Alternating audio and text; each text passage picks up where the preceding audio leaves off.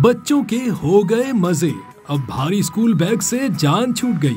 जी हाँ, अब primary schools के कम उम्र बच्चे कमर पर लटकाए भारी भरकम स्कूल बैग्स की टेंशन से हो गए हैं आजाद। ये फैसला लिया गया है वफाकी हुकूमत की जानिब से।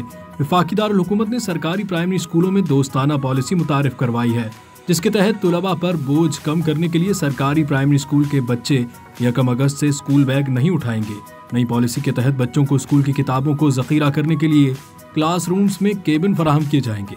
इस हवाले से महकमा तालीम की जानिब से तमाम सरकारी प्राइमरी स्कूलों में ज़रूरी इंतजामात किए जा रहे हैं। इस इक़दाम का मकसद तुलबा के लिए सेहतमंद और खुशगवार सीखने के तजुर्बे को फ़रोग़ देना है। इससे कबल वफाकी हुकूमत ने वफाक के ज़ेर इंतज़ाम सरकारी तालीमी इदारों में दाखिले के लिए फॉर्म बी की शर्त भी ख़त्म कर दी थी।